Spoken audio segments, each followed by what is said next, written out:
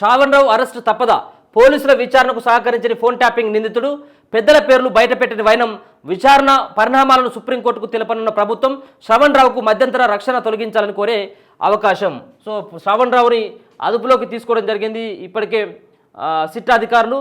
ఒక పక్కన ఇప్పటికే సుప్రీంకోర్టు ఆయనను అరెస్ట్ చేయొద్దు అని చెప్పేసి చెప్పడం జరిగింది. సో అరెస్ట్ చేయొద్దు అని చెప్పింది, కానీ విచారణకు ఖచ్చితంగా సహకరించాలని చెప్పేసి అదే సమయంలో శ్రావణ్ రావుకి సూచించడం జరిగింది. ఏది ఫోన్ ట్యాపింగ్ విషయంలో.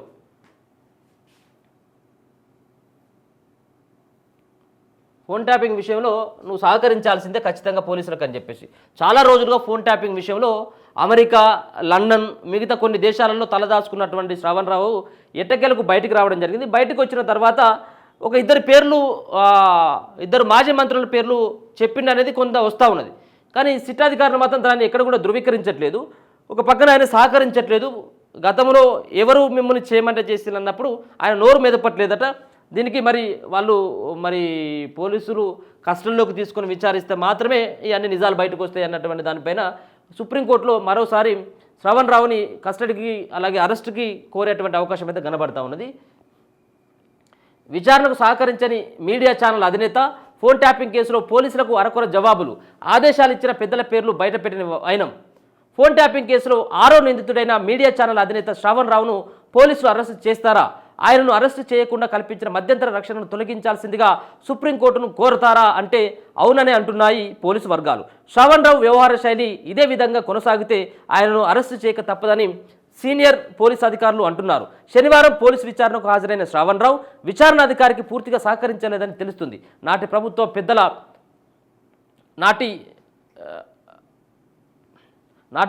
పెద్దల నుంచి తనకు వచ్చిన ఆదేశాల మేరకు కొన్ని ఫోన్ నంబర్లను పోలీస్ అధికారి ప్రణీత్ రావుకు ఇచ్చారని అంగీకరించిన శ్రావణ్ రావు ఆ పెద్దలు ఎవరంటే మాత్రం మౌనం వహించారని సమాచారం. గతేడాది మార్చిలో ఫోన్ ట్యాపింగ్ కేసు నమోదవగా ఆ వెంటనే శ్రావణ్ రావు విదేశాలకు పారిపోయాడు. దీంతో ఈ కేసులో మీ అభిప్రాయం లేకపోతే ఎందుకు విదేశాలకు పారిపోయారు? దీంతో ఈ కేసులో మీ ప్రమేయం లేకపోతే ఎందుకు విదేశాలకు పారిపోయారు? అక్కడి నుంచి ఎవరెవరితో మాట్లాడారని పోలీసులు అడిగిన ప్రశ్నలకు శ్రావణ్ రావు సూటిగా సమాధానాలు ఇవ్వలేదని తెలుస్తుంది. అయితే ఈ కేసులో అరెస్ట్ అయిన ప్రణీత్ రావు, తిరుపతన్న, రాధాకిషన్ రావు సెల్ ఫోన్లలోని వాట్సాప్ సందేశాలను ఆయన ముందు పెట్టి ప్రశ్నించడంతో కొన్ని ప్రశ్నలకు మాత్రం అరకొర జవాబులు ఇచ్చినట్టు సమాచారం. ఏప్రిల్ 2న మరోసారి విచారణకు హాజరు కావాలని దర్యాప్తు అధికారులు నోటీసులు జారీ చేశారు. అప్పటికి ఆయన వ్యవహార శైలి ఇలాగే ఉంటే విచారణ తీరును సుప్రీంకోర్టుకు వివరించి శ్రావణ్ రావుకు ఇచ్చిన మధ్యంతర రక్షణను తొలగించాల్సిందిగా పోలీసులు కోరే అవకాశాలు కనిపిస్తున్నాయి. శ్రావణ్ రావు బెయిల్ పిటిషన్ను హైకోర్టు ఈ నెల 2న తిరస్కరించడంతో ఆయన తరపున న్యాయవాదులు సుప్రీంకోర్టును ఆశ్రయించిన విషయం తెలిసిందే. శ్రావణ్ రావు దేశానికి తిరిగి వచ్చి విచారణకు సహకరించదలుచుకుంటే అప్పటి వరకు ఆయనపై కఠిన చర్యలు తీసుకోవద్దని సుప్రీంకోర్టు ఆదేశాలు జారీ చేసింది. ఈ క్రమంలో ఆయన విదేశాల నుంచి వచ్చి పోలీసుల విచారణకు హాజరవుతున్నారు. ప్రభాకర్ రావు వస్తారా? తనకు బెయిల్ ఇవ్వాలంటూ ఎస్ఐబి మాజీ చీఫ్ ప్రభాకర్ రావు వేసిన పిటిషన్పై తీర్పు హైకోర్టులో పెండింగ్లో ఉంది. ఒకవేళ బెయిల్ పిటిషన్ హైకోర్టులో డిస్మిస్ అయితే శ్రావణ్ రావు తరహాలోనే సుప్రీంకోర్టుకు వెళ్లాలని ప్రభాకర్ రావు భావిస్తున్నట్లు సమాచారం. సుప్రీంకోర్టులో వచ్చే ఆదేశాల తర్వాత స్వదేశానికి తిరిగి రావాలా అనే విషయంలో ఆయన నిర్ణయం తీసుకుంటున్నారని తెలుస్తుంది. ఈలోపే ప్రభాకర్ రావును రెడ్ కార్నర్ నోటీసుల ఆధారంగా విదేశాల నుంచి డీపోర్ట్ చేయడానికి పోలీసు అధికారులు ప్రయత్నిస్తున్నారు. ఇదిలా ఉండగా ఫోన్ ట్యాపింగ్ కేసులో ప్రధానంగా నాటి పీసీసీ అధ్యక్షుడు రేవంత్ రెడ్డి కుటుంబ సభ్యులు, అనుచరుల ఫోన్లను ట్యాప్ చేసినట్లు, ఆ సంభాషణలను ప్రత్యేక కంట్రోల్ రూమ్ ద్వారా నాటి ఎస్ఐబి టీం విన్నట్లు ఛార్జిషీట్లో పోలీసులు పేర్కొన్నారు. ముఖ్యంగా మునుగోడు, దుబ్బాక ఉప ఎన్నికలు, ఆ తర్వాత జరిగిన తెలంగాణ శాసనసభ ఎన్నికల్లో కాంగ్రెస్, బీజేపీ నాయకులకు సంబంధించిన ఫోన్ సంభాషణలు వింటూ వారికి ఆర్థిక సాయం అందకుండా ఎస్ఐబి టాస్క్ ఫోర్స్ టీములు పనిచేశాయని విషయం విచారణలో వెల్లడైంది. అప్పట్లో శ్రవణ్ రావు ద్వారా కొన్ని ఫోన్ నంబర్లు వీరికి అందాయని, వీటిలో కొన్ని 3 మంత్రుల ద్వారా వీరికి అందాయని దర్యాప్తు అధికారులు అనుమానిస్తున్నారు. ఆయా మంత్రులకు ఫోన్ ట్యాపింగ్ ఉన్న సంబంధాలను బయటపెట్టాలంటే శ్రవణ్ రావు, ప్రభాకర్ రావు జరిగిన విషయాలను వివరించాలని, వీరు అడ్డం తిరిగితే సాంకేతిక ఆధారాల ప్రకారం కేసును ముందుకు తీసుకువెళ్లాలని దర్యాప్తు అధికారులు భావిస్తున్నట్లు చెప్పాడు. ఈయనను ఇప్పటికేమో ఒక పక్కన సుప్రీంకోర్టు ఈయనను అరెస్ట్ చేయొద్దు అని చెప్పేసి ఒక పక్కన ఆదేశాలు ఇచ్చింది.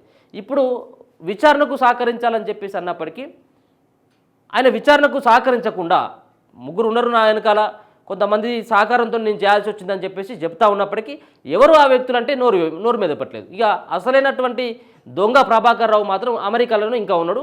ఆయన కూడా రెడ్ కార్నర్ నోటీస్ ఇచ్చి ఆయనను కూడా దేశానికి రప్పించాలి అని చెప్పేసి ఇప్పటికే సిట్ అధికారులు అయితే భావిస్తూ ఉన్నారు. చూడాలి అసలైనటువంటి దాంట్లో చాలామంది కేవలం గతంలో ముఖ్యమంత్రి ఇప్పుడున్నటువంటి ముఖ్యమంత్రి పిసిసి అధ్యక్షుడు ఉన్నటువంటి సందర్భంలో ఆయన ఫోన్తో పాటు చాలామంది ప్రముఖులై లాస్ట్కి కోర్టులకు సంబంధించినటువంటి హైకోర్టు సుప్రీంకోర్టుకు సంబంధించినటువంటి జడ్జిల ఫోన్లను కూడా ట్యాప్ చేసిందనేది ప్రధానంగా ఆరోపణలు వినబడతా ఉన్నాయి.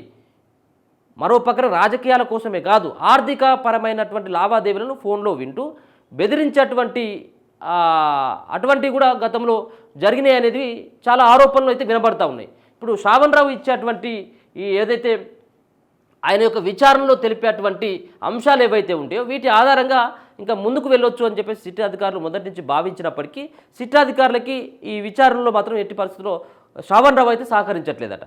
మరి శ్రావణ్ రావు సహకరించకపోతే మరి ఏ విధంగా ఉంటుంది? సహకరించేలాగా పోలీసులు చేస్తారు ఖచ్చితంగా. ఎందుకంటే ఇది మామూలైనటువంటి కేసు కాదు. ఇది చాలామంది దీనిలో చాలామంది పెద్ద పెద్ద తలకాయలు ఇలా ఇన్వాల్వ్ అయిపోయినాయి. గతంలో మంత్రులుగా పనిచేసినటువంటి వాళ్ళు అలాగే ముఖ్యమంత్రిగా పనిచేసినటువంటి వ్యక్తి సైతం కూడా దీంట్లో ఉన్నాడనేది ప్రధానంగా ఆరోపణలు వినబడతా ఉన్నాయి. ఇప్పుడు లేకపోతే ఈ శ్రావణ్ రావు ఒక మీడియా సంస్థ యజమాని అయినటువంటి ఒక వ్యక్తికి ఈ ఫోన్ ట్యాపింగ్కు ఉన్నటువంటి లింక్ ఏంటి? ఈయనకు ఎవరు నెంబర్లు ఇచ్చిండు? ఈయన నెంబర్లు ఏ విధంగా సేకరించిండు? ఎందుకు ఈయన ఇన్వాల్వ్ అయ్యిండు? ఈయన యొక్క పాత్ర ఏంటి? ఈయనకు ఇక్కడ ఏదైతే ఈ ఫోన్ ట్యాపింగ్లో వినియోగించినటువంటి పరికరాలు ఏవైతే ఉన్నాయో ఈ పరికరాలు ఇజ్రాయెల్ రష్యా నుంచి తీసుకొచ్చిండు. సో ప్రభుత్వం చెల్లించిన ప్రైవేటు వ్యక్తులకు ఇట్లా ఏమైనా ఇచ్చిందా? సో దేనికోసం ఈ సంబంధించినటువంటి అంశాలని ఈ ఫోన్ ట్యాపింగ్ అంశాన్ని ఎందుకు మీరు లేవనెత్తుకోవడం జరిగింది? ఎవరెవరిని బెదిరించిండ్రు? ఇంకా మీ పాత్ర కేవలం 14 మంది వరకు ఆగిన ఇంకా జిల్లాలలో ఏ విధంగా మీరు ఆ బగ్స్ పెట్టి మీరు ఈ యొక్క ఫోన్ ట్యాపింగ్ చేసిన అన్నటువంటి దానిపైన ప్రధానంగా ఆరాధిస్తూ ఉన్నది.